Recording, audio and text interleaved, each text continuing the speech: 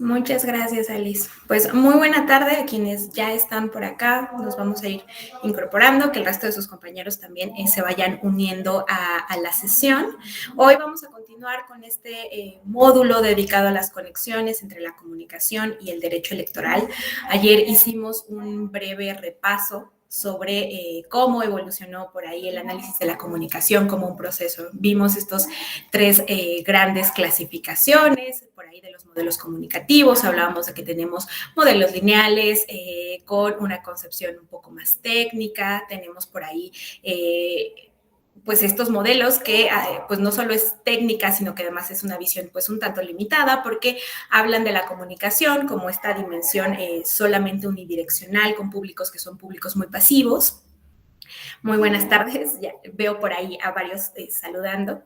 Los circulares, los modelos circulares que empiezan a concebir la comunicación ya como un proceso, que es un proceso más complejo, que introduce la retroalimentación y pasamos a estos modelos reticulares que hablan ya de que el proceso comunicativo se compone, sí, de estos distintos elementos que ya conocíamos, pero que además la forma en la que estos se relacionan pues es diversa y a veces se lleva a cabo al mismo tiempo, ¿no? No solamente tenemos esta versión de emisor-receptor, un mensaje todo muy lineal, sino que tenemos comunicación en distintas direcciones, se introduce también por ahí el factor del interés, los temas en común. Y pues ya avanzando un poco en la sesión, lo que hicimos fue identificar cuáles son los fines de la política y a partir de ello, cómo se relaciona ya la comunicación con estos fines de la política, ¿no? Hablábamos específicamente de la comunicación política, entenderla o tratar de entenderla como este espacio de encuentro entre los distintos actores, entre los actores políticos, por un lado, los medios de comunicación, la ciudadanía, la sociedad en general, no solo la ciudadanía, la sociedad en general, y cómo se llevan a cabo este intercambio de información, este diálogo y estos consensos.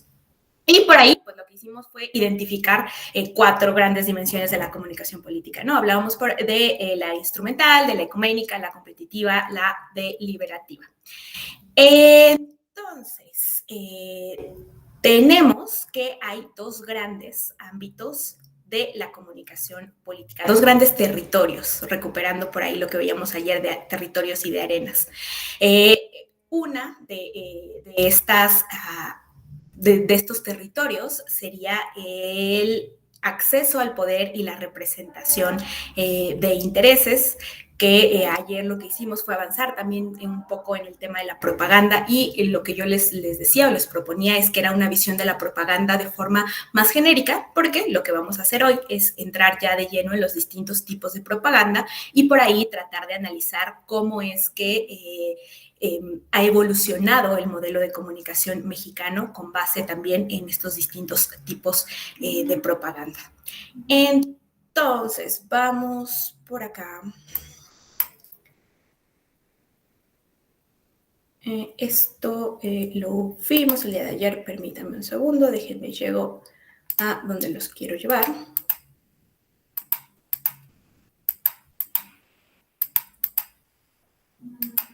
Que es ya a la propaganda. Entonces, decíamos, tenemos varios elementos y cuando hablamos, por ejemplo, de la propaganda electoral, aquí les dejo en la pantalla cuál es esta definición de la propaganda electoral, este conjunto de escritos, publicaciones, imágenes, grabaciones, proyecciones y expresiones que se llevan a cabo durante la campaña electoral y que se difunden con el propósito de presentar ante la ciudadanía las candidaturas registradas. Se trata de una forma de comunicación persuasiva para obtener el voto del electorado o desalentar por ahí la preferencia hacia alguna candidatura o hacia alguna opción política. Y tenemos entonces varios elementos en esta definición de propaganda electoral. Como todo tipo de propaganda, pues necesariamente es una comunicación y es una comunicación persuasiva, que tiene un fin muy claro. Ayer hablábamos qué era lo que caracterizaba o no a la propaganda y en el caso de la propaganda electoral es que lo que busca es la obtención del voto en favor de alguna candidatura, de alguna opción política o bien desalentar, desincentivar el voto por otras opciones políticas. para el acceso al poder, aunque también para mantener, se presenta la propaganda política o la propaganda partidista. No solo tenemos por aquí en este aspecto, en este primer elemento del acceso al poder, la propaganda electoral, también tenemos la propaganda política o la propaganda partidista. Y esta pues se refiere a la presentación de programas, de plataformas, de políticas de los partidos, como esta invitación, ya sea para formar parte de los propios partidos o para votar por esta opción política. Y de acuerdo con el tipo de mensajes que tenemos, tanto de la propaganda electoral como la propaganda política, aunque a veces mucho más enfocado y es más perceptible o más identificable en cuanto a la propaganda electoral, de acuerdo a los tipos de los contenidos y a sus características, también tenemos otra división o otra clasificación de los tipos de propaganda. Tenemos propaganda blanca, tenemos propaganda gris o propaganda negra, también conocida como esta propaganda negativa. La propaganda blanca es aquella en la que se sabe pues cuál es la fuente de información, quién está emitiendo el mensaje, qué es lo que se está pidiendo que haga el destinatario, cuál es esta conducta esperada por parte del destinatario. Y generalmente lo que busca es enfatizar en las virtudes de quien está emitiendo el mensaje, dar a conocer alguna candidatura, las propuestas, las plataformas, etcétera. Y podríamos decir que la forma en la que se resume la propaganda blanca o en la que podríamos hacerla más identificable es con la frase vota por determinada opción política, vota por mí. Es un mensaje muy claro, es un mensaje muy directo y en este caso les voy a poner un ejemplo de tipo de propaganda blanca. Entonces, se los voy a, viene aquí en la presentación, se los voy a poner, pero por favor, confírmenme si escuchan mi audio, si escuchan el audio del spot. Sí se escucha. I for president, I for president, I for president, I for president. You like Ike, I like Ike, everybody likes Ike for president. Hang out the banner, beat the drum, we'll take Ike to Washington. We don't want John or Harry, let's do that big job right. Let's get in step with the guy that's right, get in step with Ike. You like Ike, I like Ike, everybody likes Ike for president. Hang out the banner, beat the drum, we'll take Ike to Washington. We got to get where we are going. Travel day and night for president. Let Adelaide go the other way. We'll all go with I. President. You like Ike, I like Ike. Everybody likes Ike for president. Hang out the banner, beat the drum. We'll take Ike to Washington. We'll take Ike to Washington. Now is the time for all good Americans to come to the aid of their country.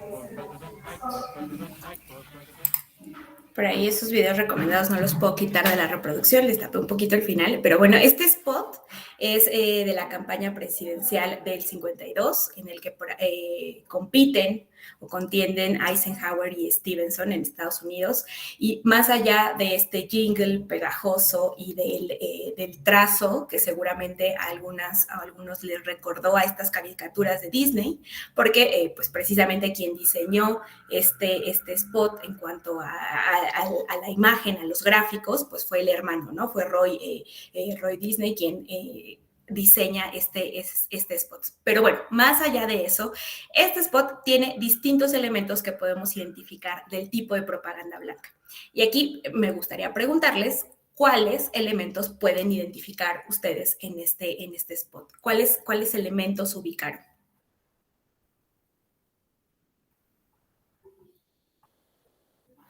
¿Quién se anima? La participación ciudadana, nos dice Mauricio Cervantes. Muchas gracias, Mauricio. ¿No? El candidato también nos dice Mauricio. ¿Alguien más? ¿Qué otros elementos identifican por ahí de que se busca obtener el voto? A ver, permítame porque se me fueron los mensajes. Nos dice Mauricio, la actividad proselitista, Urbieta, que es la intención del voto, y tengo una mano levantada, que es la mano de Alan. Adelante, Alan. Maestra, la sociedad, todos los sectores están incluidos ahí. Muchísimas gracias, Alan. El mensaje, vota, sí, claro, es muy claro, ¿no? Yo les decía, en la propaganda blanca se identifica muy bien quién está emitiendo el mensaje, qué es lo que se espera, cuál es esta actitud o esta respuesta que se espera por parte del emisor. Y utiliza, por ejemplo, algo que habíamos visto en la sesión de ayer, frases que son cortas, frases que son memorables. Nos dice Verónica, ese es otro elemento, el tema de diferentes actividades laborales, ¿no? Nos muestra la pluralidad, la diversidad en cuanto a la representación que se supone que asumiría, en todo caso, Eisenhower al ser presidente. Les decía, este ejercicio solo lo vamos a hacer con este. Les voy a poner otros spots, pero este ejercicio de revisar como a detalle, digamos, lo vamos a hacer solamente con este, porque me interesa que identifiquen varios elementos que también estuvimos viendo por ahí el día de ayer. Entonces, acá, el inicio del spot. ¿Qué es lo que podemos ver? El spot arranca pues con el tío Sam, que sabemos que es esta figura importante que alude a la política norteamericana, que trae por ahí el pin de Dwight Eisenhower, que era mejor conocido como Ike. También vemos que él pues está encabezando por ahí el desfile, que conforme vaya transcurriendo el spot vamos a ver que termina en la Casa Blanca. Aquí es una caricatura de Ike, porque a pesar de que el recurso sea un recurso gráfico o un dibujo, pues es importante que la ciudadanía conozca quién es el candidato, entonces por ahí se monta la imagen de él, pero además, ¿en dónde se monta? En un elefante, ¿no? ¿Quién está postulando a Ike? Pues el Partido Republicano, porque sabemos que, que el elefante representa al Partido Republicano y que los burros representan por ahí, o los asnos representan al Partido Demócrata. Entonces, quien está postulando, aunque nunca se dice de forma explícita, o me parece que por ahí al final sí aparece el partido, no estoy segura, creo que solo mencionan a Eisenhower. Entonces, aquí se identifica, ¿no? Que quien lo está postulando, pues es el Partido Republicano. Todo este uso de símbolos que también veíamos ayer en estos principios que nos planteaba por ahí Goebbels, ¿no? Lo que ustedes también decían, la diversidad. Podemos ver a alguien que por explotando estereotipos, explotando prejuicios, etcétera, por la forma en la que están vestidas las personas, podemos identificar quizás empresarios, oficinistas, enfermeros, cocineros. Hay por ahí, más adelante, no recuerdo en qué momento, hay alguien en uno de estos autos como de agricultores, no sé cómo se le llaman, una disculpa. Pero además, aquí ustedes pueden ver, perdón, una disculpa, tenía una llamada por ahí. En este cuadro, tractores. Muchas gracias, Miguel, por estos tractores. En este cuadro ustedes pueden identificar a los asnos, ya les decía, aludiendo al Partido Demócrata, que además pues están en un corral, ¿no? Están como viendo desde lejos cómo se está llevando a cabo la campaña, cómo es este ascenso para Eisenhower hacia la Casa Blanca, y ellos pues no están propiamente en el mismo cuadro, ¿no? Están al margen de la contienda electoral. Y más adelante, permítanme, por aquí se alcanza a ver, a lo mejor como una sombra, pero se ve que hay alguien, o sea, que hay una silueta de un hombre que está montado también en un burro y que va en una dirección contraria, ¿no? Él está yendo hacia acá, todo el desfile va hacia acá, les decía, de este lado está la Casa Blanca y él va en el lado contrario. Entonces también está aludiendo a que las preferencias no les está siendo favorecedora al candidato de la opción política contraria. Entonces, todos estos elementos en un spot que dura 1 minuto en el que simplemente tenemos esta frase, este jingle, que tenemos el vota por Ike, son elementos importantes porque se usan todos estos símbolos, todos estos elementos para atrapar el voto de la ciudadanía, ¿no? Para obtener esta preferencia hacia el Partido Republicano. Ahora, vamos con la propaganda gris.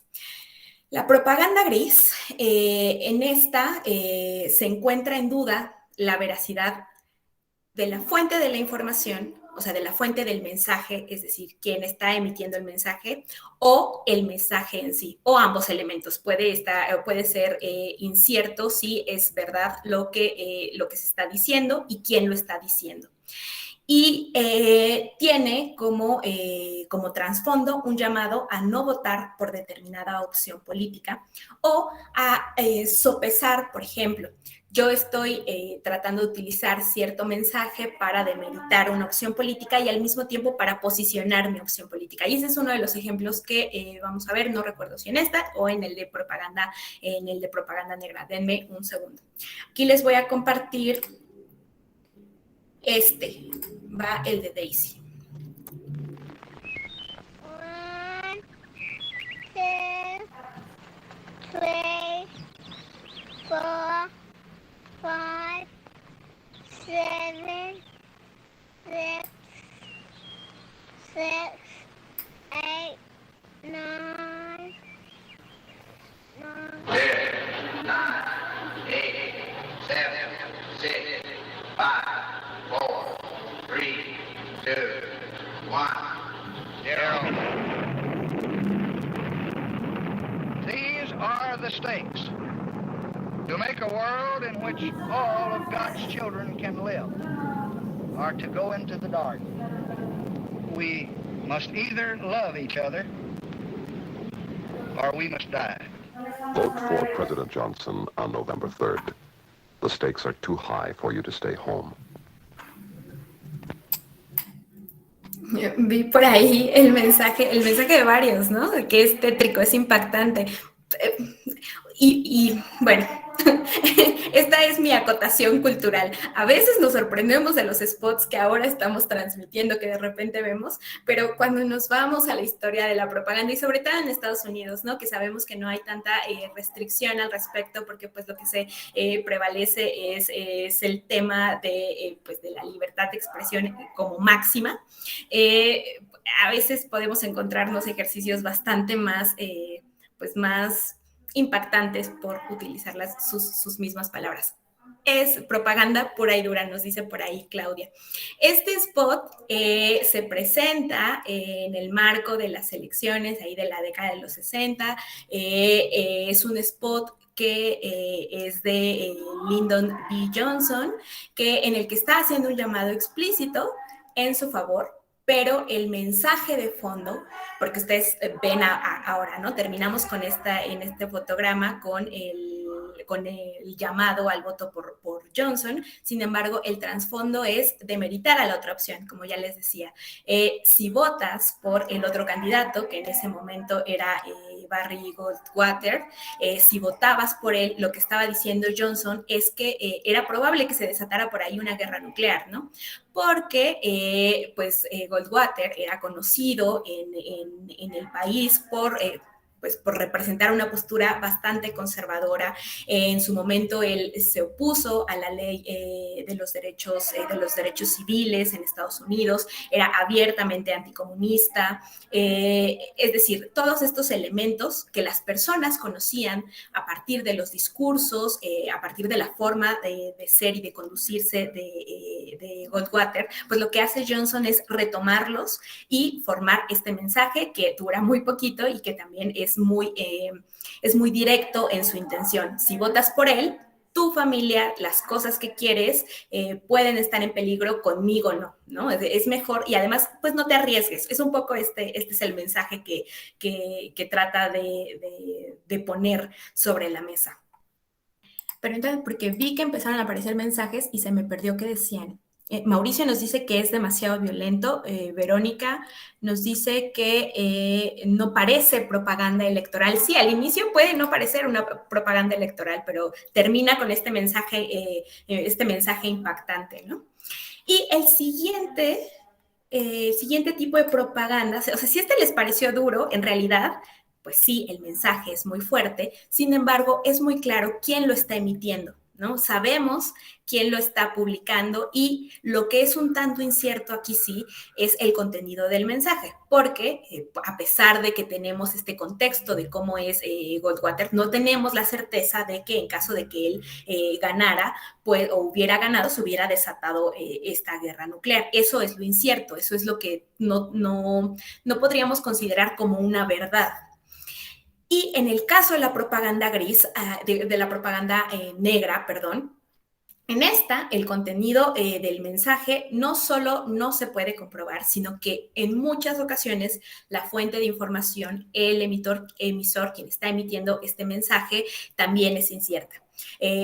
Suelen ser fuentes anónimas o bien cuando no son completamente anónimas, no tenemos la certeza de que...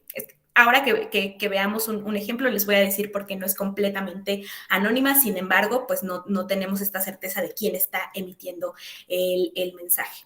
Y en este tipo de propaganda, en la propaganda negra, lo que hacemos o lo que se hace es explotar los mensajes que son negativos para causar daño a las candidaturas, para causar daño a la opción política a la que nos queramos referir, ¿no? En esta construcción que veíamos ayer de los enemigos, de los adversarios, queremos destruir al adversario emitiendo determinado mensaje, determinada información y a partir de esto posicionar la idea de que no se va a votar por esa opción, por ese partido o por esa candidatura. Y aquí les voy a enseñar dos spots. Va primero el colombiano. Yo no quiero volver a sentir ese miedo. No quiero preguntarme si escuché un trueno o una bomba, si el cilindro de gas que va en ese camión es para cocinar o para hacer un atentado, si eso es un carro viejo o un carro bomba. No quiero salir a pasear con mi familia y preguntarme si ese retén es del ejército o de la guerrilla, si el trancón es por un accidente o por una pesca milagrosa. Yo no quiero volver a sentir ese miedo. No quiero que vuelvan a aumentar los índices de secuestro, que por miedo no vuelvan al país los inversionistas, ni los artistas, ni los eventos internacionales, que nos quedemos sin clientes, que cierren negocios. Yo no quiero. ¿Y usted? De eso se trata esta decisión, de tomar el riesgo de echar para atrás o de tener la seguridad de seguir avanzando, porque sin seguridad no puede haber prosperidad. Partido de la U. Bueno, como pueden ver en este ejemplo en concreto, sí se identifica quién es el partido que está emitiendo el mensaje. Tenemos por ahí el partido de la U, pero lo que hace es intentar, o de la Unión, lo que hace es intentar sembrar la idea de que la inseguridad, de que los retenes, todo tenemos que tener en cuenta que este spot fue emitido en 2010, en el contexto de la campaña presidencial de 2010 en Colombia.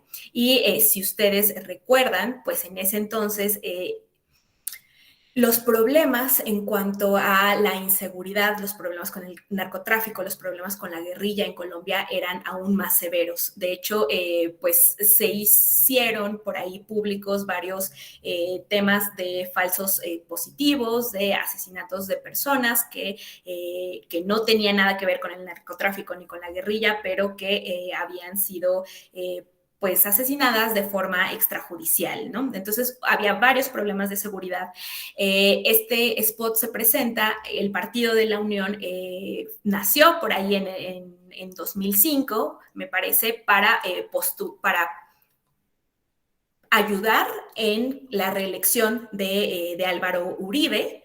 y ya cuando se presenta esta opción de, bueno, ya no vamos a elegir a Uribe, lo que hace el partido es postular a Juan Manuel Santos, que pues representaba las ideas del uribismo, y entonces básicamente lo que se dice en este spot es, si no hay continuidad en nuestro ejercicio, si no hay continuidad en nuestro proyecto político, podemos regresar a esos momentos de inseguridad, a estos elementos negativos que te pueden afectar a ti, elector, o a ti, electora, ¿no? Esto es lo que está diciendo el mensaje. Pero, una vez más, pues no tenemos certeza sobre si eso hubiera pasado o no, porque sabemos que Santos ganó, ¿no? Entonces no sabemos qué habría sucedido. Claudia nos dice que Spot le recordó el documental de Ruiz Heli sobre el populismo en América.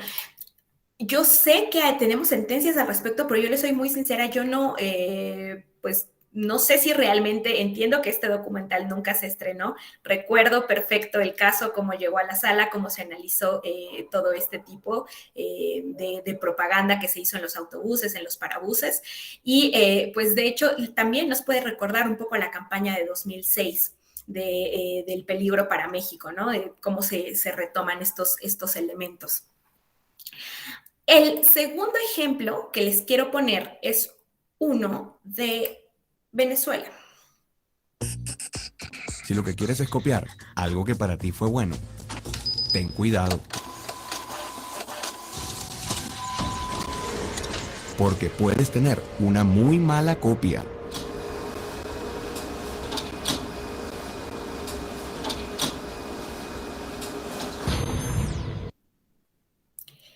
En este ejemplo es lo que les decía, que a veces la fuente, aunque pareciera ser identificable, en realidad no lo es del todo. Aquí porque este canal, en realidad, si ustedes lo buscan en YouTube, solo lo que hizo fue crear, bueno, en realidad, se creó una campaña en 2013 como parte de la elección en Venezuela, y entonces en esta campaña se denominaba No es lo mismo.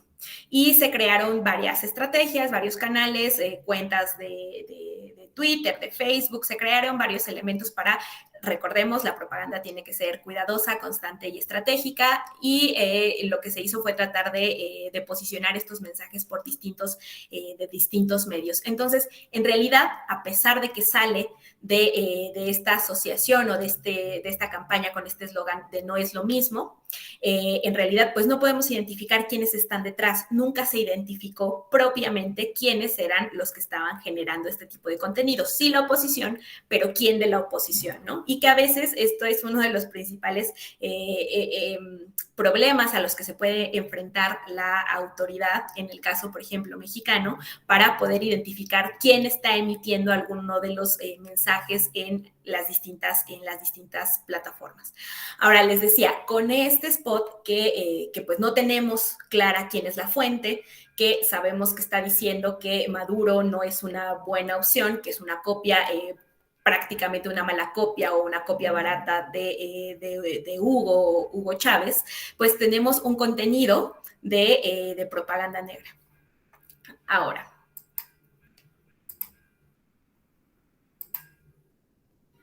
bueno, voy a tener que darle clic aquí a estos porque si no nos va a dejar avanzar por orden y nos vamos a perder.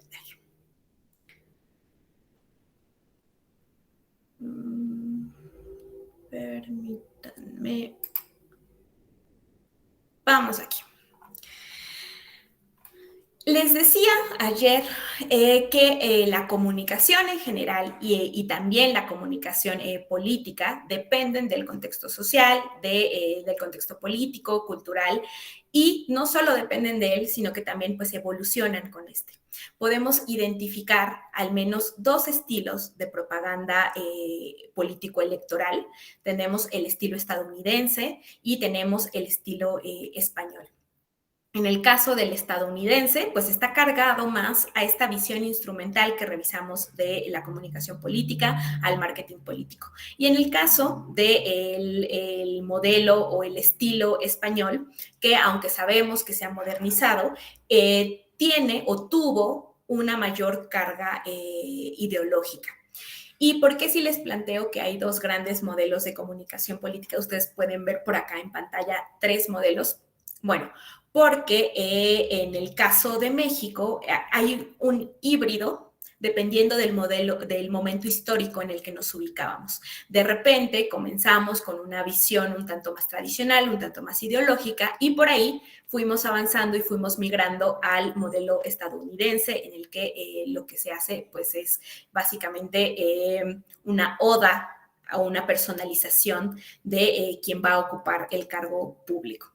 Entonces, cuando hablamos de Estados Unidos, tenemos que este modelo norteamericano se caracteriza por un alto grado de participación a través de los distintos medios de comunicación, de radio o televisión, este énfasis que se suele hacer, que tenían en su momento, que ahora sabemos que hay una mayor introducción en medios digitales, en internet, en redes sociales.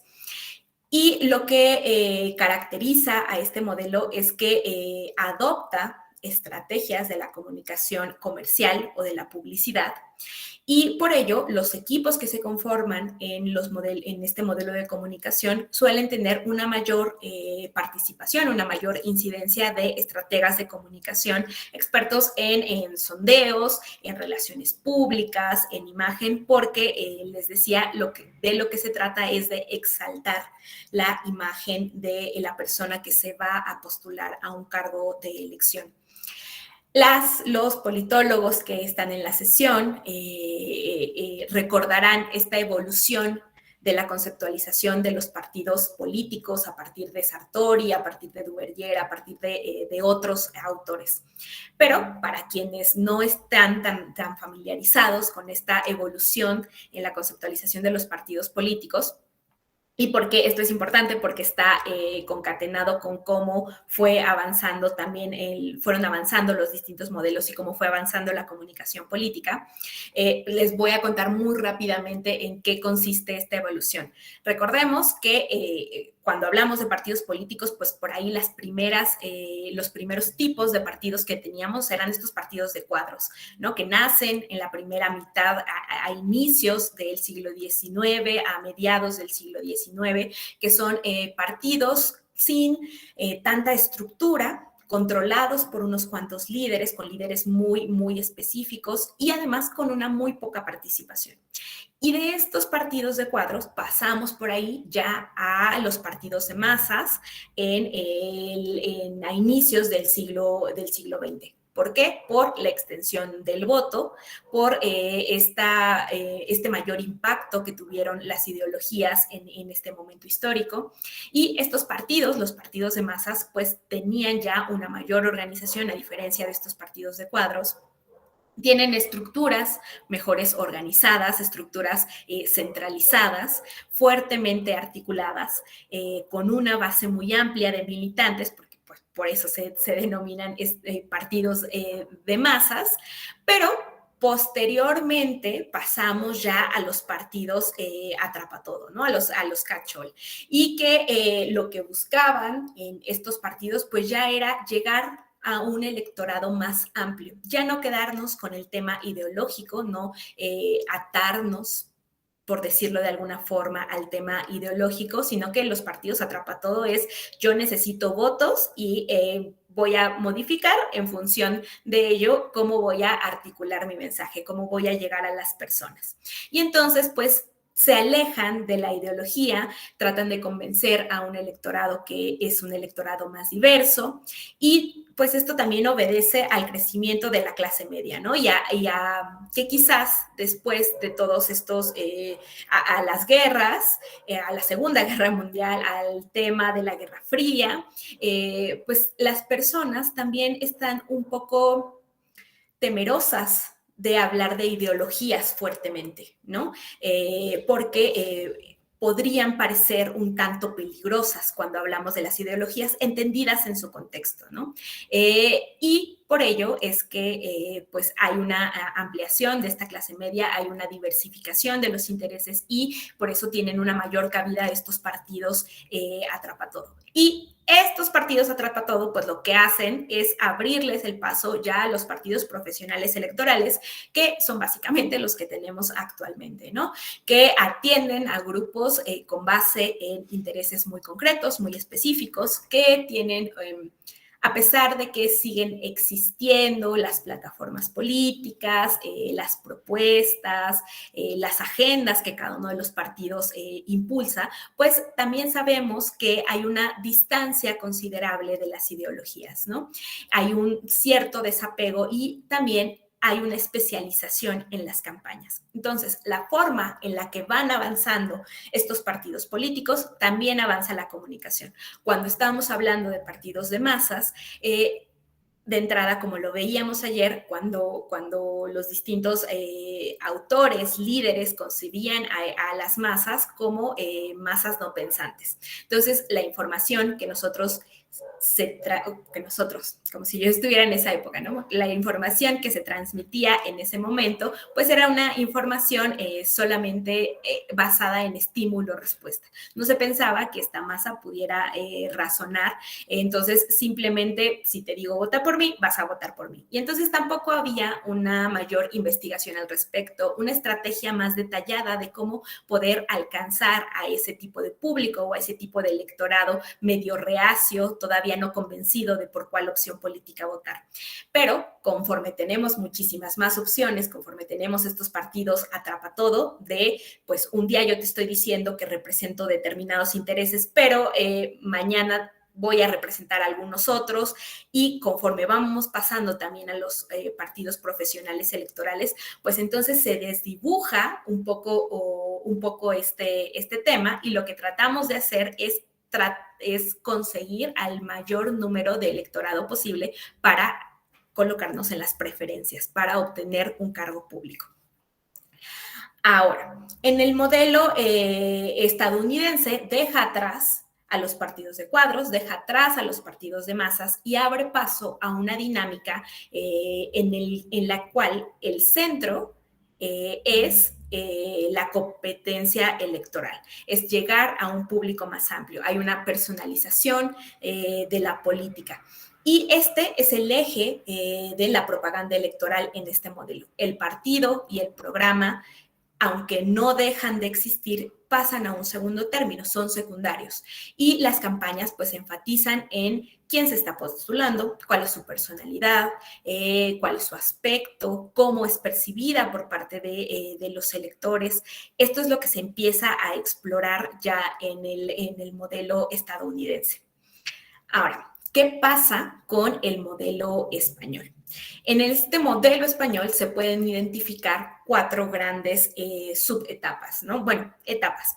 Tenemos la preparatoria, la ideológica, la de comunicación de masas y la de marketing. La fase ideológica se relaciona propiamente o de forma directa con es esta relación que tienen entre el político y el electorado. Y esta primera fase, me salté una, ¿verdad? Sí, yo sé que me salté una, porque la fase ideológica tiene una mayor incidencia con base en el electorado y el político, pero esta fase preparatoria, que es la que no les había comentado, en esta fase preparatoria es la que va recién saliendo de la dictadura. Entonces, vamos rompiendo esta estructura un tanto más cerrada y comienza ahora sí con la fase ideológica, una estrategia que lo que hace es facilitar el contacto personal entre el político, entre el ciudadano, para poder transmitir estos mensajes. Y además, en esta fase ideológica se apoya muchísimo de los medios de comunicación masiva, porque pues también va evolucionando y así es como se relaciona con la fase de comunicación de masas. Se emplea muchísimo en la fase ideológica, más la prensa, más la radio, y ya en la fase de comunicación de masas se mantiene el uso de la radio, pero además se explota la televisión.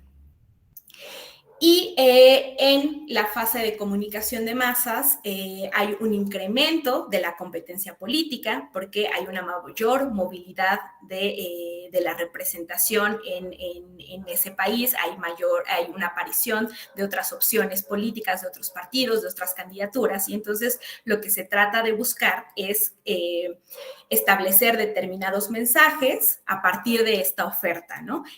Ante la oferta tenemos que ganarle al resto de los partidos políticos o al resto de los candidatos y tratar de que nuestra opción sea la que se prefiera. Ahora,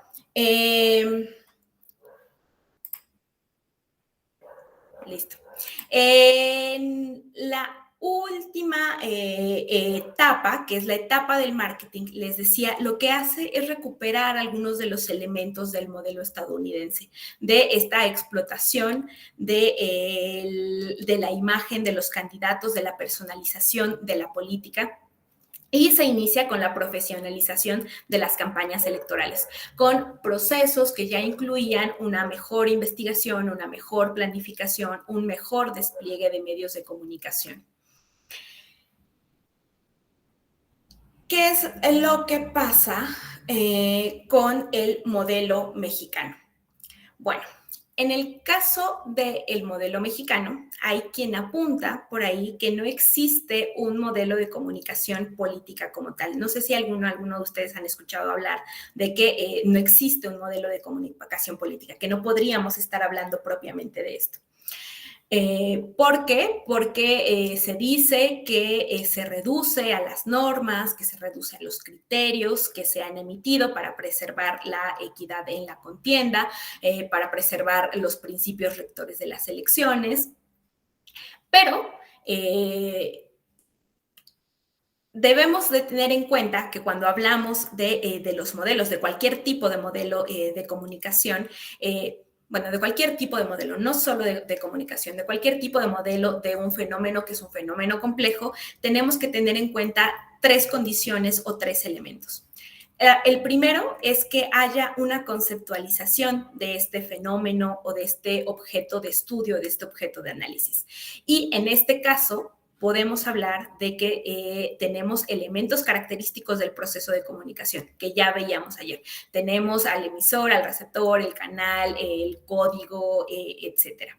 El segundo elemento que se tiene que tener en consideración para que podamos hablar entonces de un modelo de cualquier fenómeno es que existan principios racionales que expliquen este fenómeno.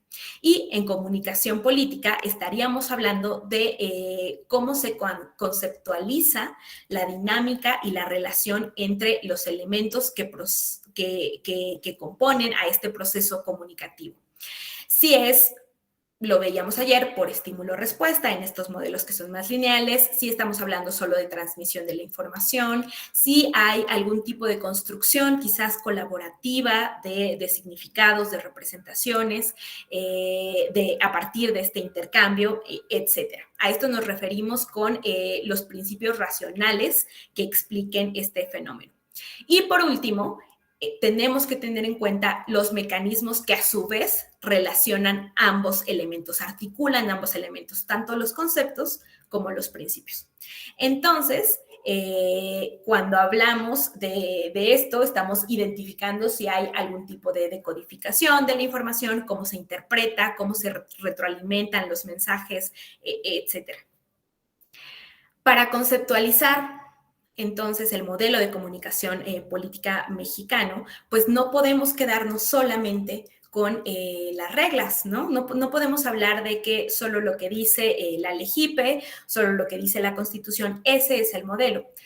De forma ideal, lo que tendríamos que hacer es un zoom out, es poder alejarnos de este fenómeno para poder identificar que, claro, las reglas son bastante importantes porque es lo que permite que se desarrolle la comunicación política en nuestro país. Sin embargo, también tenemos que poder identificar cómo se dirigen los emisores o los creadores de los contenidos a los públicos, qué tipo de contenidos se están difundiendo, cuál es el tono de los mensajes, qué reacción es la que se está buscando. etcétera. Todos estos elementos, analizar, hacer este análisis integral es lo que nos va a permitir comprender al modelo de comunicación política y entender que propiamente, claro que existe un modelo de comunicación política, ¿no? Que no se reduce solamente a las reglas, sino que es importante tener en cuenta la forma en la que se están relacionando los elementos, los actores políticos, la ciudadanía, la sociedad civil y los medios de comunicación, y a partir de ello hablemos entonces de un modelo de comunicación política. Y esto es lo que vamos a intentar hacer a continuación. No solo vamos a identificar cómo evolucionaron las reglas, porque estoy segura de que todas en la sesión identifican cuáles son las reglas, cuáles fueron los años de la reforma, más o menos qué fue lo que se introdujo en cada una de estas reformas y cómo se hace por ahí la distribución de los tiempos. E incluso si alguno de ustedes no lo identifica, en este diplomado, en otras de las sesiones, van a tener oportunidad con el resto del equipo de identificar estas precisiones. Pero entonces, aquí vamos a identificar dos grandes etapas, yo diría un poquito más adelante, diría incluso tres, porque podríamos hablar del modelo tradicional, del modelo de comercialización y ahora de esta introducción al espacio virtual a partir de este marketing político, pero ya lo vamos a ir viendo. Entonces,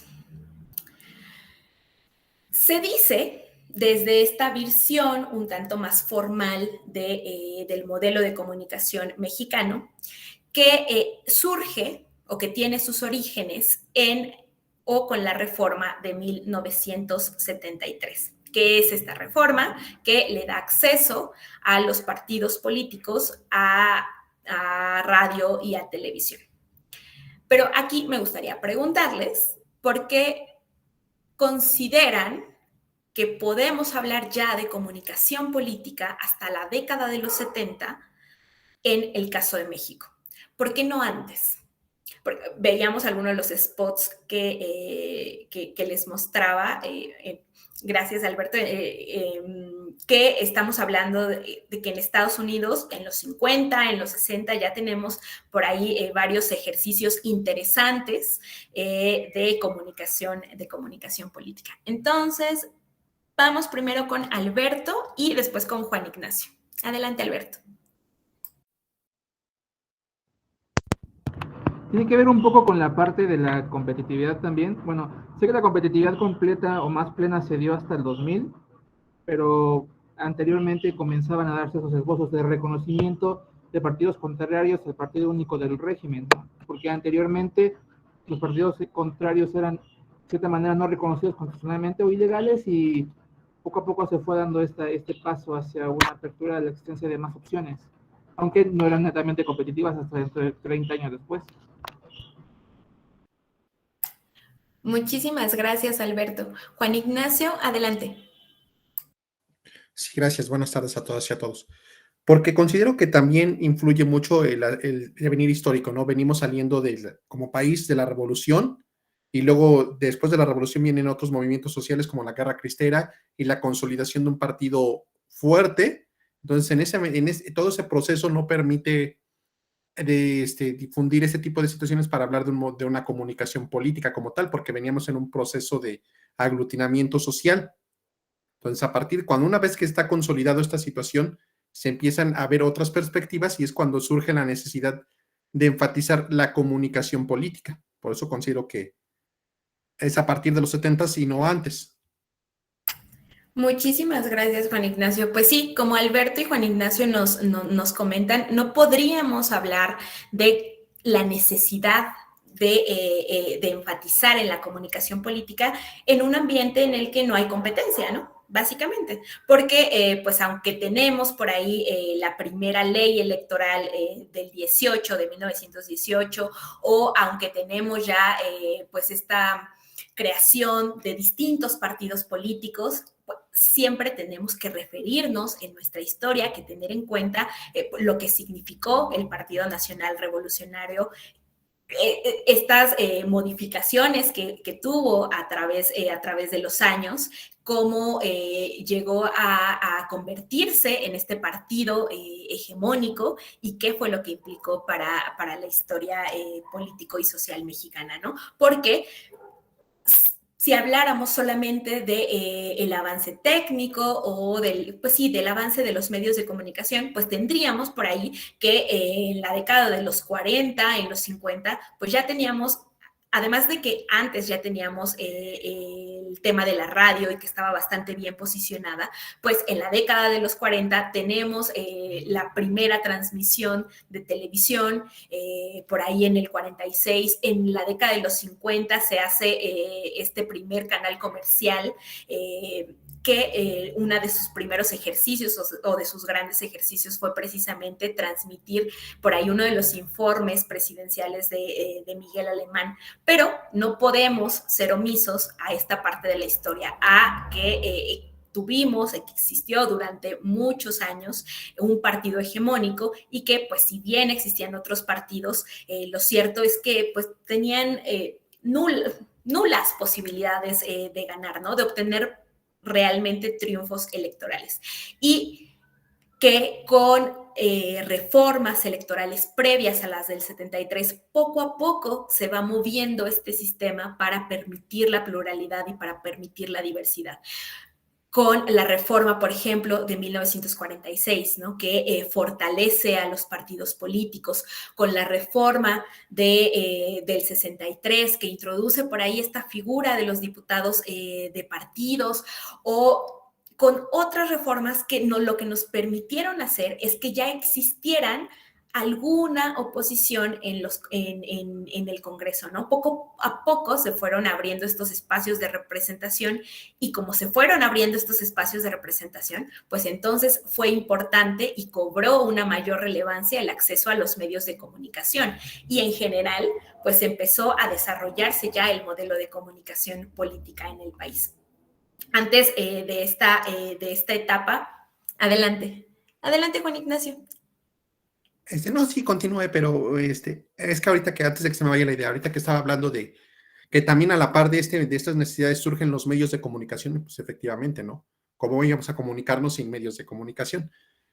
Surge un paralelismo como ahora las redes sociales, ¿no? Porque en los últimos 4 o 5 años se ha hecho énfasis en la necesidad de regularlas ahora, pues es que antes no existían propiamente, entonces no puedes prever a lo que no existe. Entonces sí veo este paralelismo en el surgimiento del modelo de comunicación política y ahora con este modelo que tenemos, con las deficiencias que presenta en esta época. Entonces, eso es lo que quería comentar.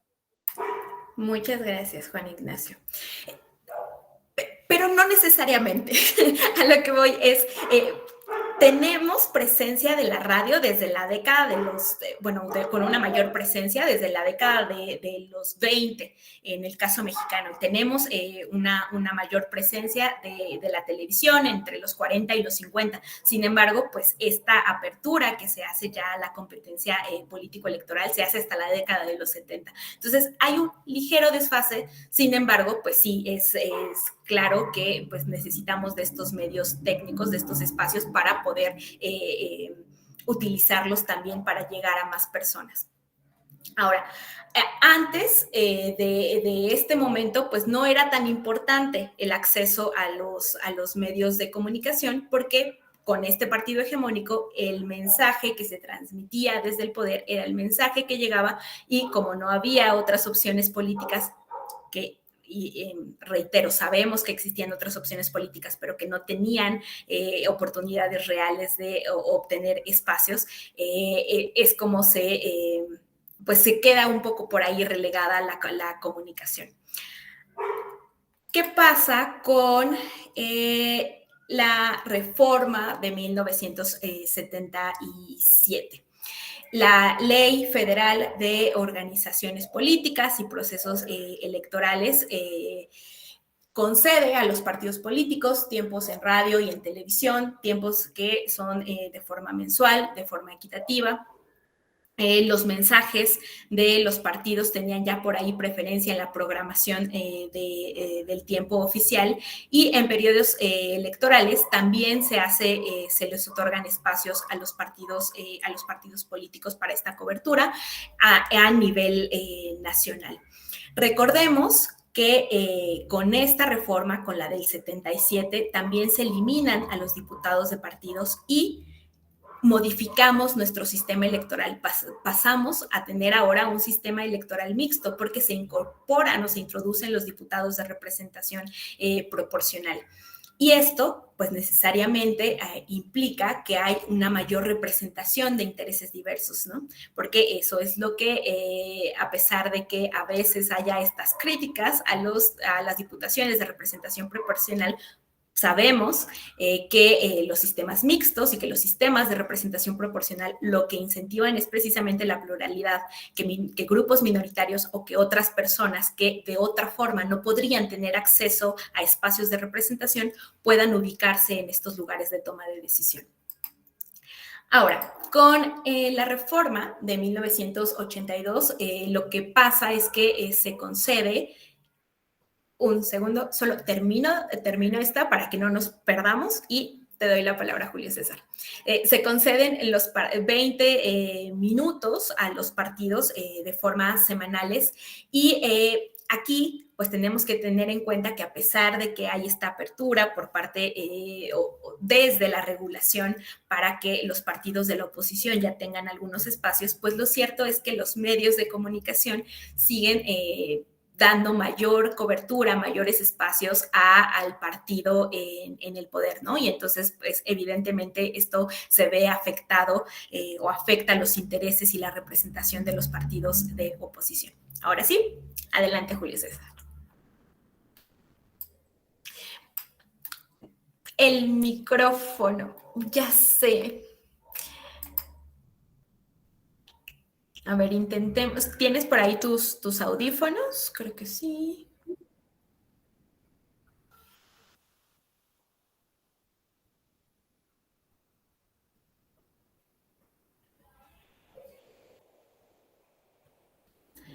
No, Julio César. Es que me oigo yo en eco, pero tú no te escuchas.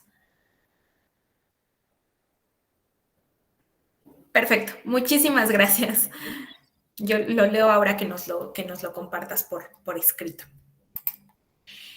Con la reforma de 1987, ahora ya los partidos podían acreditar a una persona que les representara ante la Comisión de Radiodifusión de la Comisión Federal Electoral, y además los partidos políticos pues ya tenían espacios 15 minutos por ahí mensuales en cada estación de radio y de televisión, y además también contaban con la participación en programas semanales y este orden que tenían para participar en estos programas semanales se definía a partir de un sorteo, así es como se definía, y entonces se trataba de que todos pudieran participar en condiciones de igualdad.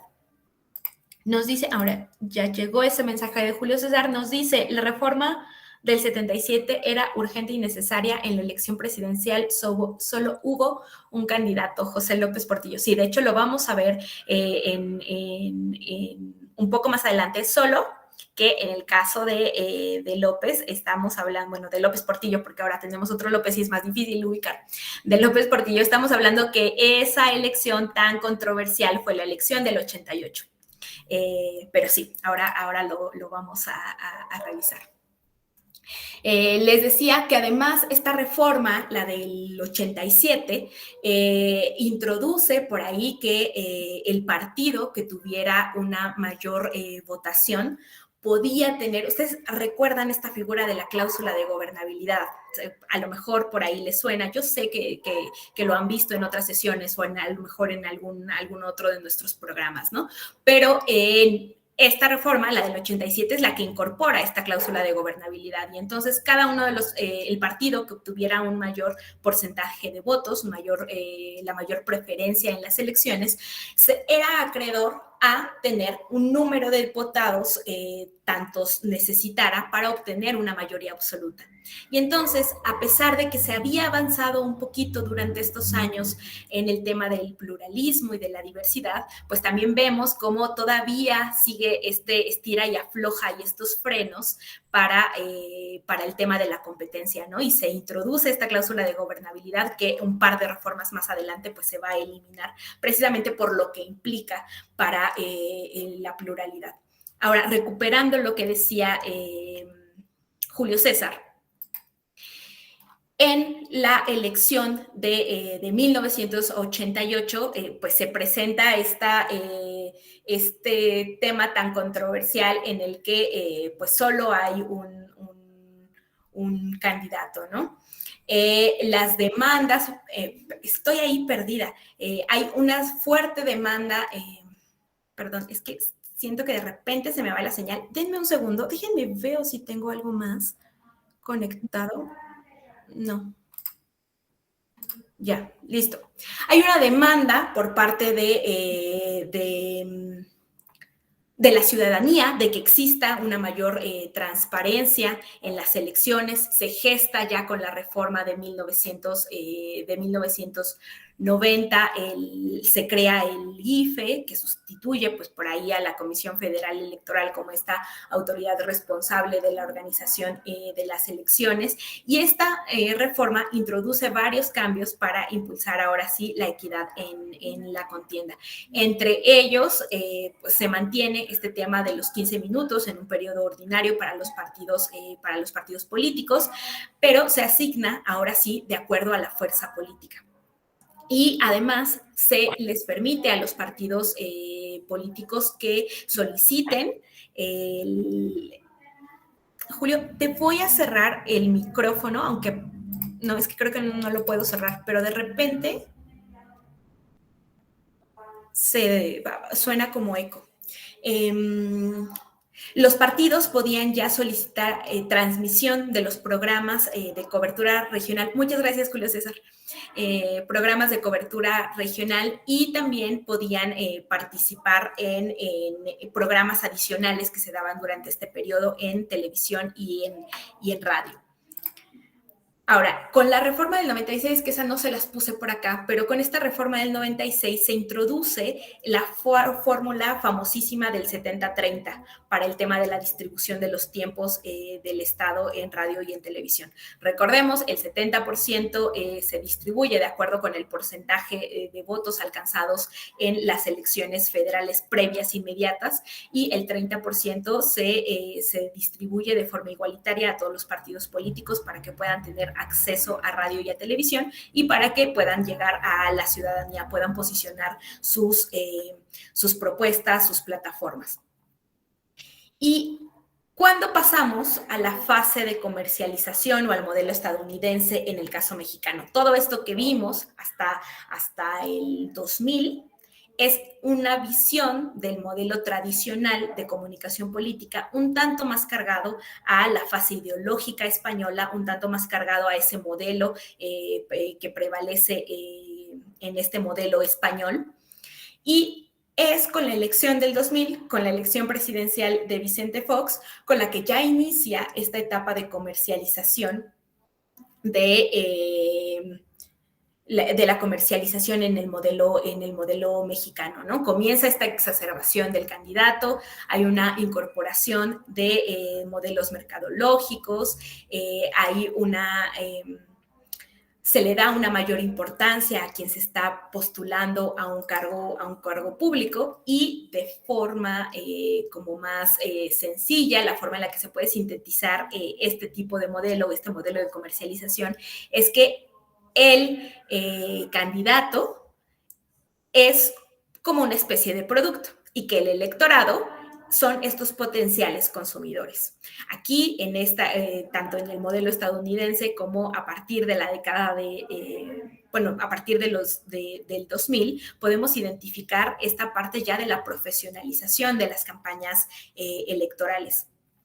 Durante una década veíamos lo que viene en 1990, lo que viene en la reforma de 1996. Estas fueron las reglas que prevalecieron y, como recordarán, hubo varios...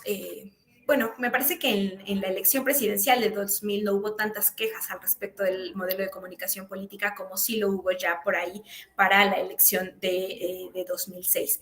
Pero bueno, los partidos políticos con estas reglas no tenían ningún tipo de restricción para contratar tiempos en radio y en televisión, y en este contexto es que se lleva a cabo ya la elección presidencial de 2006, que se convierte en este parteaguas en materia de comunicación política. Si con la elección que teníamos ya de Fox se rompió esta burbuja en materia de comunicación política, en el proceso electoral de 2006 se usaron contenidos mediáticos que no habían sido explorados, digamos, con tanto ahínco, y que pues implicó que se cuestionara muchísimo el tema de la equidad en la contienda, el uso de la propaganda negativa, de la propaganda negra que ya veíamos hace un rato, y así es como surge, o con este contexto es como surge la reforma de 2007, 2008. Que, entre otros elementos, pues se encuentra la administración de los tiempos oficiales exclusivamente por parte del IFE, y aquí estos temas que están asociados, que están vinculados de forma muy estrecha, el que los partidos políticos y las autoridades electorales tenían este uso permanente de los tiempos oficiales del Estado en radio y en televisión, pero que también solamente las candidaturas y solamente los partidos políticos gozaban de estos espacios de difusión de propaganda político-electoral en estos medios de comunicación. Esta reforma también por ahí introduce el tema de las expresiones que denigren a las instituciones, a los partidos o que calumnien a las personas, que sabemos que hay por ahí una modificación ya con la reforma de 2014.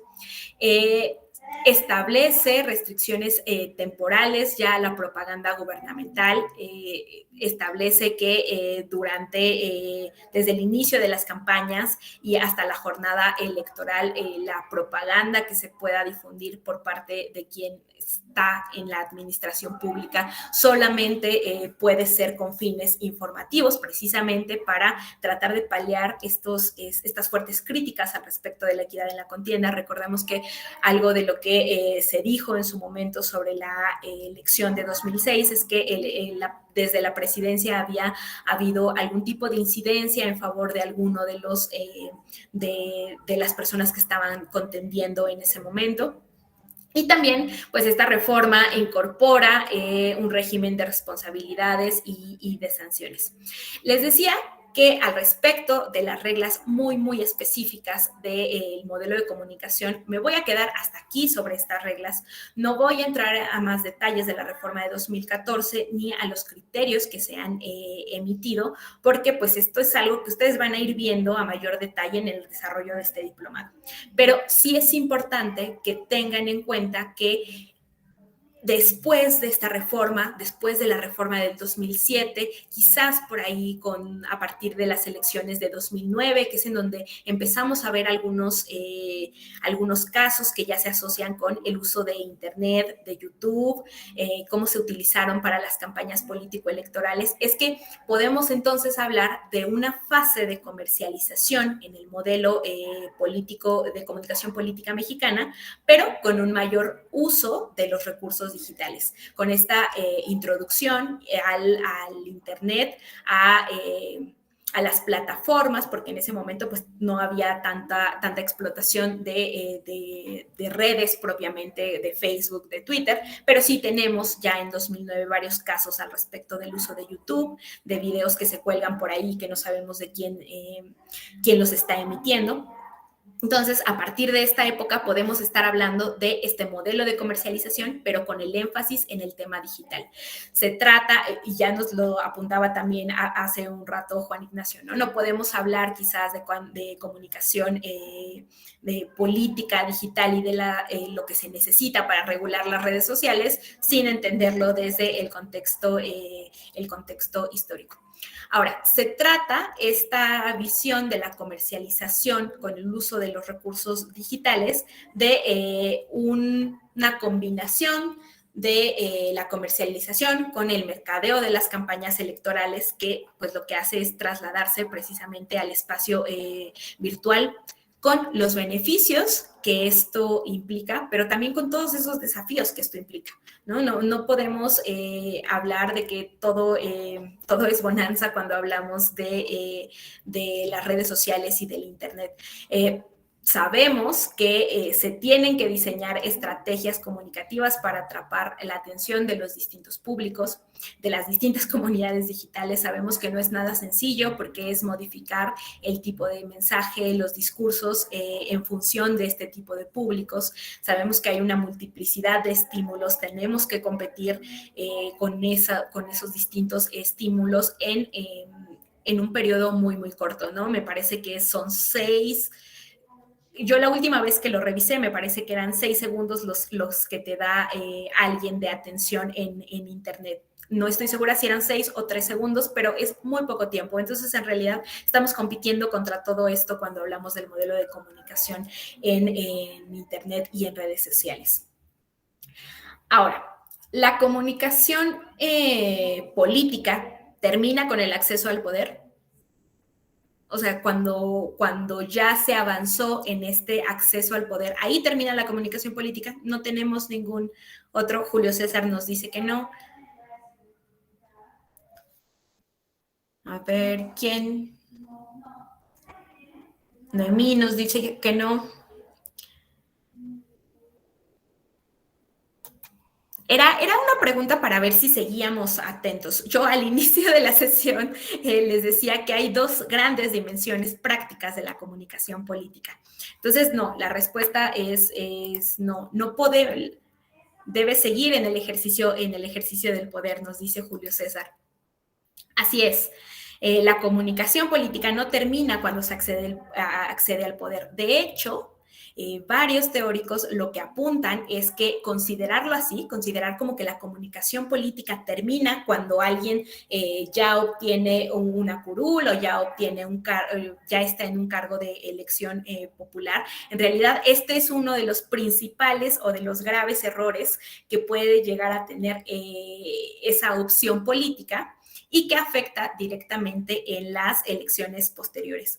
Porque, ¿por qué yo querría votar nuevamente por un partido o por una candidatura ahora que tenemos esta opción de la reelección nuevamente en el caso mexicano? ¿Por qué yo querría votar por estas opciones si uno olvidó esas promesas de campaña? Si no atendió los asuntos públicos y si tampoco dialogó conmigo durante su ejercicio del poder. Entonces, esto suele afectar el que se piense o se analice que solamente la comunicación política se queda en el acceso al poder. Esto suele afectar en los resultados electorales a través del voto de castigo. Bueno, la comunicación política en la administración pública tiene 3 fines fundamentales, que son los que les pongo por acá en pantalla. La publicización, ¿a qué nos referimos con esto? Es dar a conocer un problema para que se instale en la agenda pública, dar a conocer este problema en el espacio público para que pueda ser retomado por las personas que se encuentran en el poder y poder atenderse. La politización, que es atribuir a una autoridad pública la responsabilidad precisamente de hacerse cargo de este problema que ya ha sido reconocido públicamente. Es decir, alguien ya dijo, yo pienso que, bueno, me lo estoy poniendo en términos muy burdos, ¿no? Pero alguien ya dijo que que no haya iluminación en ciertas calles puede ser uno de los factores que contribuya a la inseguridad. Bueno, la politización se refiere a que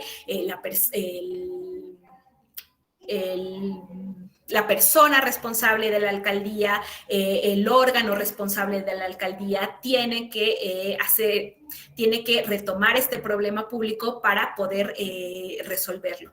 Y la polarización se refiere a la aportación de soluciones antagónicas a esta problemática. Es decir, podrá haber quien diga, bueno, esto se puede atender quizás con lámparas de este estilo, o bueno, y si mejor simplemente ponemos por ahí a algunos policías que puedan estar colaborando para apoyar a la ciudadanía cuando transite por ese espacio, etcétera. A eso se refiere la polarización, a que haya una existencia de distintas soluciones, que se aporten distintas soluciones, que sean o que a veces suelen ser antagónicas para la resolución de este problema. Estas son las tres principales fines de la comunicación política en la administración pública. Por ahí Fernando Sabater plantea que en una sociedad democrática los ciudadanos podemos y debemos reivindicar nuestro derecho, porque eso supone también una obligación a intervenir, a colaborar, a vigilar y a auxiliar en la administración.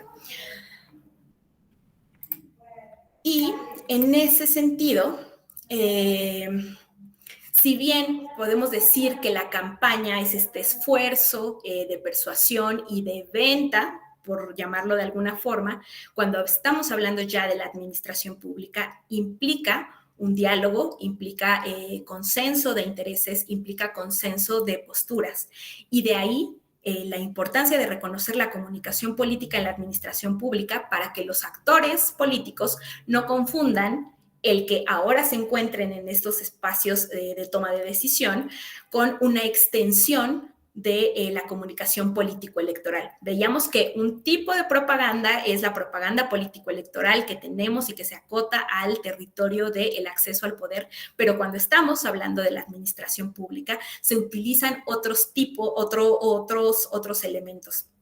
La comunicación política en este territorio supone que los actores políticos identifiquen los problemas públicos, que seleccionen cuáles de esos problemas públicos son los que se van a atender, ¿no? Sabemos que pues, las administraciones son muy cortas, que no se pueden atender todos los problemas que hay en algún momento, que se puedan generar planes de gobierno que en la medida de lo posible pues trasciendan estos límites temporales, que trasciendan a las propias administraciones, con independencia de los colores, con independencia de los partidos. Y esto pues claramente implica cambiar el chip entre quien llega a un cargo, de las personas que integran este equipo de trabajo, pero también de la ciudadanía, para que haya una mayor participación. En este territorio, en el de la comunicación política desde la administración pública, aquí podemos ubicar dos tipos de propaganda. Tenemos la propaganda gubernamental y tenemos por ahí la propaganda institucional. ¿Cuál es esta propaganda gubernamental? Bueno, es toda aquella información que emite un ente de gobierno por alguno de los medios que tiene a su disposición y que lo que trata de hacer es que la sociedad esté enterada sobre los avances, el desarrollo que ha llevado a cabo, se relaciona con el ejercicio a la libertad de expresión y en conjunto con el derecho que tienen los ciudadanos de ser informados, derecho a la información y libertad de expresión. ¿Y qué pasa con la propaganda institucional? Bueno, pues es el material comunicativo en formatos publicitarios emitidos por el Estado en los distintos niveles de la administración pública, ya sea local, regional y estatal. Pero, ¿cómo puede comunicarse desde la administración pública? ¿Qué elementos se tendrían que tener en consideración? Los que yo les pongo acá son propuestas de María José Canel. Ayer les decía que la iba a retomar en estas sesiones. Y ella lo que nos dice es que la administración pública, pues uno, debe ser más receptora que emisora. La etapa de campaña, ya decíamos, fue este momento en el que teníamos como fin, como objetivo, convencer de que se era una opción viable como partido o como candidatura. Pero en la administración pública lo que toca es escuchar. porque pues aunque de forma ideal se supone que también en las campañas se tendría que tener o que recoger inquietudes y peticiones, pues sabemos que las miras y las necesidades de la campaña pues están en otro lugar, ¿no? No están por ahí tanto en la escucha, sino pues en llegar a un público más amplio para obtener el triunfo. Entonces, en la administración pública sí se deben de establecer distintos mecanismos que podríamos llamar como mecanismos de termómetro, ¿no? Tenemos que saber cuál es la situación concreta del espacio en el que estamos, cuál es esta situación concreta, real, cuáles son los problemas, qué es viable hacer en el periodo en el que se tiene desde la administración pública, qué es urgente hacer o qué se tiene que atender y poder generar estrategias de lo urgente y de lo importante. Y en este sentido de lo importante, pues recuperando lo que ya les decía, hablar de incluso trascender a las propias administraciones públicas. El siguiente elemento es la confiabilidad. Sabemos que la legitimidad pues se consigue en las urnas. A veces con elecciones cuando son muy cerradas, toca trabajar desde la administración pública para consolidar esta legitimidad, ¿no? Sí, ya gané, pero a veces si fue por un margen muy pequeño, pues implica un mayor esfuerzo convencer a ese resto de la ciudadanía de que yo era la mejor opción. Pero bueno, se trata de consolidar. En el tercer elemento es la participación. Se debe fomentar el involucramiento en los asuntos públicos. Y luego, el derecho a la información pública, ¿no? Que sabemos que pues, es aquel que sí, que tiene la ciudadanía para recibir información relacionada con los asuntos públicos, pero que está compuesta por un principio de doble flujo y que a veces este tema del doble flujo lo hacemos un poco al lado. Cuando hablamos del derecho a la información, a veces se suele entender desde la administración pública como, pues yo ya puse transparentes los X datos en mi página de internet. Pero sí, o sea, están en un espacio en la página de internet en el que es inaccesible porque de entrada no tienes un mapa de sitio, ¿no? Es muy difícil identificar en dónde está la información. Si yo quiero acceder, me hablen 200,000 pantallas, 200,000 ventanas y no puedo acceder a ese tipo de información. Entonces, este principio de doble flujo al que se refiere el derecho a la información tiene que ver con que no solo la ciudadanía tenemos este derecho a recibir la información, sino también a generar información y a difundirla para construir nuevos elementos. Y todo esto a partir, claro, de los recursos que se ponen a disposición por parte de la administración pública. Entonces, conducirse con transparencia, cuando hablamos de la transparencia y el derecho a la información, e introducir estos principios del gobierno abierto, debe pasar necesariamente por este tamiz de la comprensión. Como yo desde la administración pública preguntarme, ¿la información que estoy publicando, uno, es comprensible, es útil? Los datos que yo estoy poniendo a disposición de la ciudadanía realmente son abiertos, es decir, se puede procesar la información de forma sencilla, los ciudadanos pueden retomar esta información para entonces generar algún tipo de mecanismo, alguna herramienta. Pensemos en algunos acuerdos que de repente se suben y que es la fotografía del documento. Y entonces, uno, a veces la calidad de la fotografía es malísima, ¿no? No se puede distinguir bien la información, lo que dice el texto. Dos, pues si a mí me interesara obtener, por ejemplo, actas de los resultados electorales en tal lugar, pues yo tendría que teclear toda la información que está ahí en las fotografías porque no hay forma de que desde la sistematización de la información, desde el propio uso de las TICs, yo pudiera recuperar esa información, ¿no? Es bastante complicado. Entonces, todo esto se tiene que tener en cuenta cuando hablamos del ejercicio real y el ejercicio pleno del derecho a la información y desde la transparencia.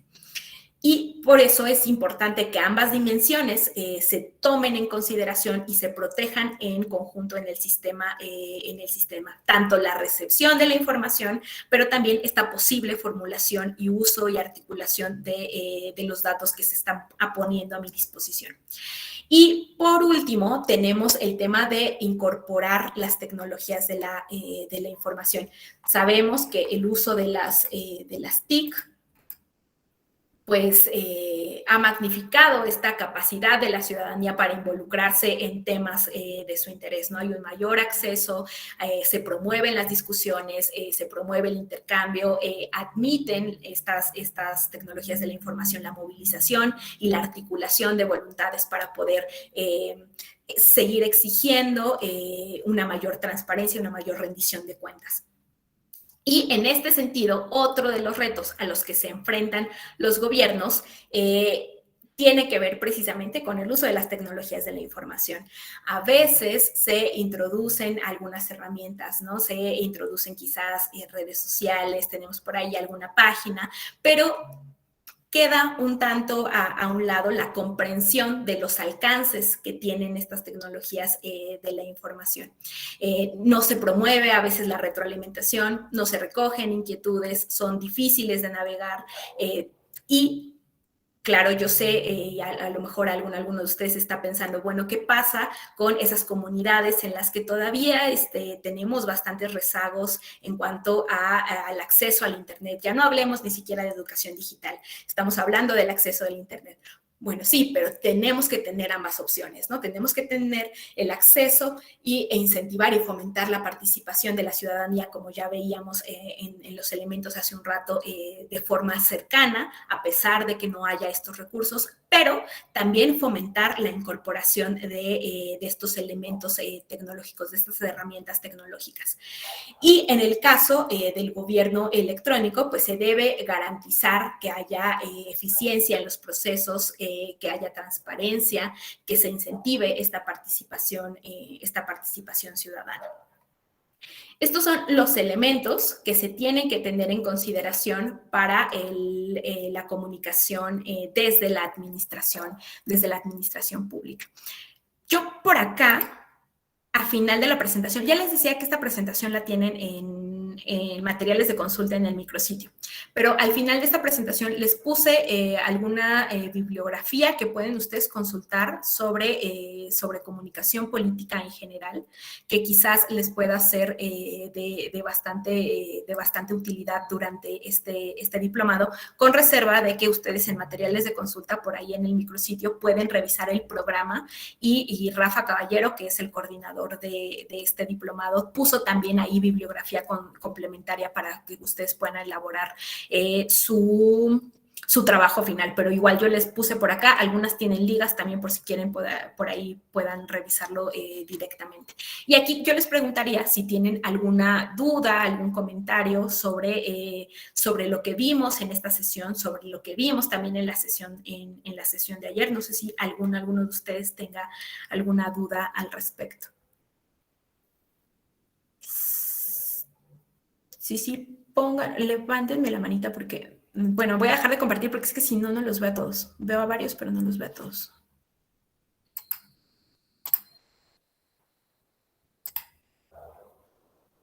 Sí, gran diferencia. Entonces, no sé si alguno de ustedes tenga alguna duda, algún comentario al respecto. En el chat no hay nada. Alan, todo bien. Juan Ignacio, todo bien. Muchísimas gracias. Ok, bueno, pues si no, veo a varios que dicen que todo está bien. Perfecto.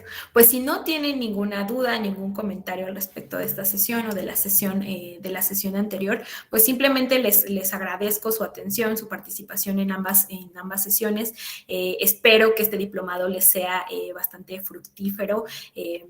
Vienen también varias exposiciones donde ya les decía van a revisar a detalle todas estas reglas ya de la regulación, del modelo, del marco de 2014 en materia de comunicación política. Entonces, pues muchísimas gracias por su atención. Salvador, adelante. Vi una mano levantada. Sí, muchas gracias. Pues antes de que nos podamos despedir y agradecerle por la atención y por toda la información que pues usted nos brinda en estas dos módulos, pues es muy importante, ¿no? El poder analizar todas estas cuestiones. Incluso usted hablaba hace un momento acerca de esta cuestión de la politización. Nosotros, yo soy del estado de Oaxaca y estamos pasando por el momento de la segunda dosis de la vacuna, ¿no? Del COVID. Entonces están entregando, lo que hemos visto en redes sociales es que están entregando un panfleto, un volante, no sé cómo llamarlo, en lo que ponen, ¿no? Los beneficios del programa o de la Secretaría de Bienestar a la salida del módulo donde se encuentra lo de la vacunación, pero independiente de los programas, pues también ponen en letras medianamente visibles, ¿no? Donde se puede observar el nombre de la delegada estatal de la Secretaría de Bienestar, y en la que, pues, no sé, ¿no? Digo, este es un asunto de vacunación, pues totalmente independiente de cualquier otra situación, y nosotros estamos a la vuelta de la esquina a poder realizar la transición de la gubernatura, ¿no? Entonces, sabemos que muchas cosas de estas muchas veces hacen ruido, ¿no? El poder ver o visualizar ya una cuestión personificada, ¿no? De poder ir dando cierta tendencia, ¿no? Digo, muchas veces nos causa, pues, ¿no? Esa situación de ruido, ¿no? Pero, pues, entre una cosa, ¿no? Bien decía en la película del infierno, ¿no? Que una cosa es una cosa y otra cosa es otra cosa. Entonces, pues, aquí estamos hablando de las vacunas, ¿no? Entonces, no sé con qué intención, ¿no? El panfleto es medianamente visible, ¿no? No sé si sea una carta, tamaño carta, entero o media carta, pero pues se puede visualizar incluso pues, los contactos, ¿no? de la delegada de la Secretaría de Bienestar del Estado, y deja ahí unos números telefónicos. Entonces, toda esta cuestión, pues sí es importante pues analizarla, porque pues es una cuestión de transmitir a lo mejor un mensaje, ¿no? Plasmar el nombre de la delegada, ¿no? Les digo, pues estamos en este momento de que tenemos a la vuelta de la esquina, pues la gubernatura, ¿no? Entonces, se da para muchas cuestiones, pero se da muy, muy continuamente, y son cosas que pues son tan cotidianas, tan normales, que muchas veces pues sucede, se normalizan las cuestiones de transmitir algún mensaje, algo que se quiera dejar, pero pues es importante el poder analizarlas, porque detrás de ciertas cosas pues hay eso, pues no, un fondo, un trasfondo que va dejando, ¿no? En lo subconsciente algún mensaje. Entonces, pues muchas gracias, maestra, doctora, muchas gracias por estos dos módulos, ¿no? En los que usted nos compartió toda esta información, y pues eso sería mi comentario, ¿no? Sí me deja esta cuestión de poder analizar en otros aspectos, pues qué es lo que está sucediendo, qué es lo que sucede, qué es lo que se visualiza y qué es lo que se quiere transmitir, ¿no? Muchas gracias por estos dos módulos y por el espacio del uso de la voz. Muchas gracias. No, muchísimas gracias a ti, Salvador, por compartirnos estas ideas. Tú decías, no sé cuál es la intención que tienen estos letreros. Todos sabemos cuál es la intención que tienen esos letreros, ¿no? A veces, precisamente lo que se intenta, o lo que intentamos hacer desde la Escuela Judicial, es darles distintos elementos desde varias disciplinas, para que en su ejercicio, para quienes sean abogados, para quienes sean litigantes, o para quienes estén desde alguna autoridad electoral, pues tengan más elementos para poder razonar, decidir al respecto de algún caso, ¿no? Argumentar al respecto de algún caso. Muchísimas gracias, Salvador, por compartirnos esta idea. Alan Sánchez, adelante. ¿Ya me escucha ahí, maestra? Ok, maestra, nada más una experiencia quiero compartirles a los compañeros y a usted. Mire, yo soy del estado de Tlaxcala. Tendrá como unos 3, 4 años que creamos una agencia de marketing político. Yo traslado a todo lo de las campañas grises, las campañas blancas, todo esto, cuando vemos algún candidato o algún aspirante que desea llevarse, poder contender en las contiendas políticas. Y es nada más una anécdota, ¿eh? El poder de la comunicación lo vemos, ¿no? Desde el 2006 con el actual presidente, con todo esto, cómo intervino el marketing político y influyó en millones de mexicanos. Y lo que hacemos nosotros, y esa es la experiencia que quiero comentarles, que bueno, si nada más es obviamente porque los servicios también de una agencia y de todo un mercadeo, pues son caros, y a veces hay candidatos pobres, y no nada más de la pobreza económica, ¿no? Porque siguen pensando en campañas todavía de los años 40, de los años 50. Siempre que tengo la oportunidad de platicar con algún candidato, yo como director, independientemente de abogado, soy psicólogo, maestra. Entonces me he estado profesionalizando y agradecerle a la Escuela del Eje toda esta formación en materia de derecho electoral, porque se ve tanto lo jurídico y también tengo la oportunidad de ver lo subliminal. Entonces, para regresar al tema de lo económico, siempre les pongo, y me encanta hacerlo, maestra, y espero a ver, ¿usted qué opina? Por eso es mi intervención. Siempre les pongo la película de que yo quisiera ser diputado de Cantinflas, y les hago el comparativo siempre que de la campaña de Cantinflas a las campañas de hoy de muchos diputados sigue siendo la misma. No hay una innovación, ese sería mi concepto sobre campañas como las que se hacen en Estados Unidos o en Europa, y seguimos desgastando un discurso de promesa y no de propuesta. Entonces también el electorado se queda con la promesa y bueno, y la propuesta. Y eso es lo que cuando platico con estos clientes que quieren ser autoridades, siempre les hago esa reflexión. Primero tiene que usted ver la película de yo quiero ser diputado de Cantinflas, para que usted ahí traslade que no ha cambiado mucho la política en México. Esa es mi percepción.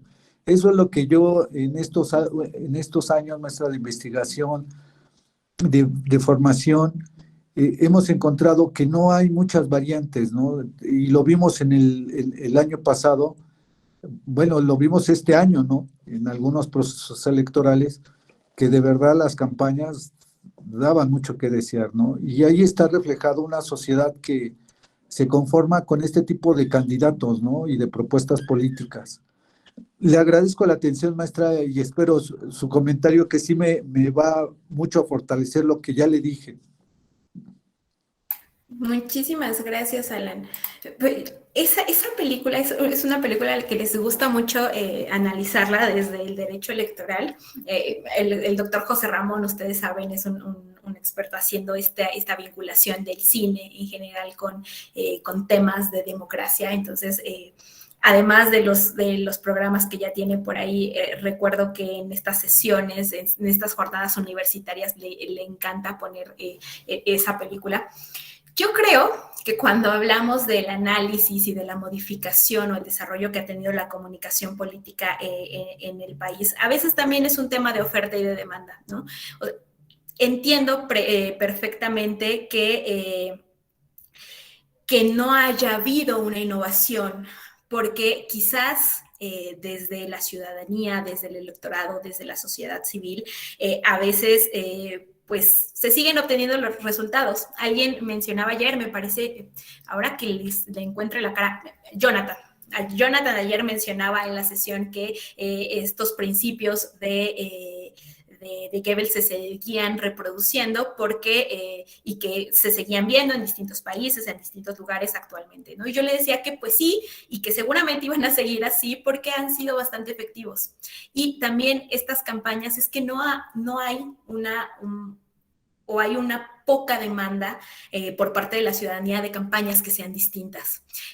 Recordarán ustedes estas críticas que se hacían cuando el modelo reciente de 2007, ¿no? Cuando se introdujeron estos cambios a la reforma, y que lo que se decían era, bueno, pues es que ahora vamos a tener muchísimos spots de 20 segundos que no dicen absolutamente nada, y que no hay una propuesta concreta, que en realidad pues estamos ante una spotización, que era lo que se planteaba, y pues no hay un más allá. Pero yo les enseño, por eso quise hacer ese ejercicio del spot de Eisenhower, porque estamos hablando de la década de los 50, pero además en un spot bien chiquitito, tenemos muchísimos elementos, el uso de símbolos, de los mensajes que se quieren transmitir más allá de lo que se está diciendo de forma verbal. Entonces, de ahí precisamente la importancia de pensar, concebir no modelos arenas, recordemos este tema de Gosselin, formas, productos específicos de comunicación política que sean distintos, porque además también, pues eso es lo que atrapa, ¿no? Pero muchísimas gracias por tu comentario, Alan. Muchísimas gracias también por compartirnos tu experiencia en el Estado. Y veo a Salomón. Adelante, Salomón. ¿No? ¿Aló? Sí, no, sí, gracias, maestra. Buenas tardes a todos. Con lo que estaba comentando el compañero Salvador, de la exposición que hizo usted de la propaganda gubernamental e institucional. Entonces aquí también en mi región yo veo que se exceden los gobernantes en esa propaganda, ya que a mi parecer atentan contra la inteligencia de cada uno de los ciudadanos. Al sacar spots sobre, como decía el compañero Salvador, sobre la vacunación, aquí en particular en el municipio, el alcalde hizo un berrinche, denunció a la encargada del programa federal de lo de las vacunas, exigiendo que se le diera parte también para dar su discurso sobre la vacunación, siendo que pues todos sabemos que es algo básico, ¿no? Y es adquirido con los impuestos. Recuerdo en redes sociales un meme que decía un personaje ahí que decía, recuerda que aquel que alaba o aplaude a los logros políticos, pues es alguien ignorante, ya que pues lo maneja, solamente manejan todos los impuestos que recaudan de nosotros, no solamente son servidores públicos, pero siento que si esta propaganda gubernamental se ha exagerado. Yo tenía entendido de que, bueno, no podían ocupar su nombre, ¿no? Que es preferible que, por ejemplo, diga administración, tal fecha, de este municipio, de este gobierno del estado, ¿no? Pero creo que los medios de comunicación, algunos yo no los llamaría, tengo compañeros que son dueños de periódicos, pero pues no los llamaría periodistas porque pues lo único que son son instituciones de marketing, ¿no? Siempre exagerando, exaltando el nombre del político, fulanito avanza, implacable contra la pobreza y apoyando la educación, y al último pues la nota se entiende como que está entregando unas despensas y algunos van a hacer acto de presencia.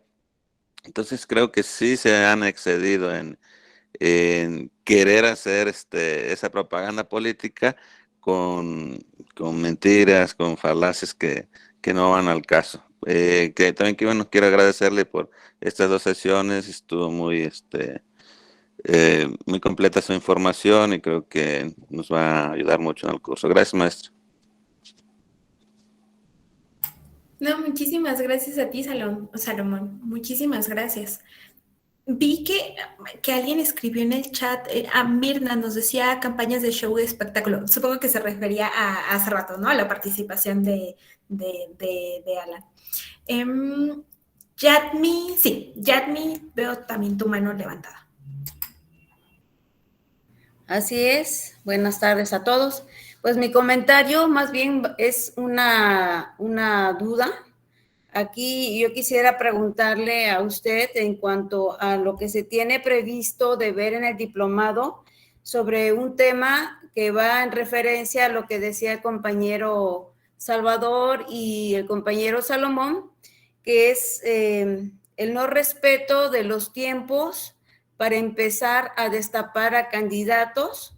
En este caso, aquí en mi ciudad, en Acapulco, pues meses antes de que empiecen las contiendas, las revistas empiezan a hacer de las suyas y aparecen en los titulares, en las portadas de ciertas revistas en especial, pues a aquellos que van que van a ser los candidatos, pero claro que utilizan otro tipo de mensaje que no es el llamado al voto, pero de alguna manera el tener la imagen en esas portadas de la revista es, como decía el compañero Salomón, es ya atentar contra la inteligencia de la gente, que sabemos que ya se está postulando, que ya nos está vendiendo una imagen que le está dando a conocer a las personas que ese va a ser candidato, y mucho antes de que se dé, inclusive mucho antes de que se registren como candidatos a ciertos partidos o candidatos independientes, ya están vendiendo su imagen sin respetar los tiempos. Y en este caso, pues quisiera saber si vamos a ver algo que tenga que ver en referencia a esto, porque sí, en lo personal pienso que debe existir por ahí alguna ley, algún artículo que hable sobre limitar este tipo de acciones por parte de estos actores políticos. Es mi participación, gracias. Muchísimas gracias, Yadmi. Justo como lo mencionaba por ahí Jonathan, mientras estabas hablando estaba abriendo el programa para ver quién de mis compañeros puede tocar el tema. Yo creo que mañana es 10, ¿verdad? Sí, creo que mañana pasado con el doctor Raúl podrían revisar ya el régimen actual del modelo de comunicación política. Me parece que puede ser con él, pero si no, yo te recomiendo, en caso de que todavía no lo hayas cursado, no te hayas inscrito, yo te recomendaría que te inscribieras a la próxima emisión también de nuestro diplomado en Procedimiento Especial Sancionador y Derechos Humanos, que es el diplomado en el que tocamos más a detalle estos temas. Hay por ahí un módulo dedicado a la propaganda gubernamental, 2 sesiones enteritas, que era algo de lo que estaba también planteando, me parece, Salvador. Yo les recomiendo muchísimo ese diplomado del PES, pero si no, estoy segura que otro de mis compañeros durante este diplomado lo retomará. Y en caso de que no, tenemos un curso también en la Escuela Judicial Electoral, que es un curso virtual que ustedes pueden ir avanzando a su ritmo, que es precisamente de procedimientos sancionadores. Entonces, ese también, si se lo pueden anotar por ahí cuando salga, sería muy bueno que lo retomaran. Es un curso que coordina o que emite el doctor René Casolvengo, que es un experto en procedimientos sancionadores. Entonces, espero haber respondido tu pregunta, Yadmi. Sí, gracias. De hecho, el curso de procedimientos sancionadores es uno de los requisitos que tenemos todos en el diplomado para poder concluirlo y obtener una calificación, así que lo vamos a estar esperando hasta que aparezca. Gracias. Perfecto.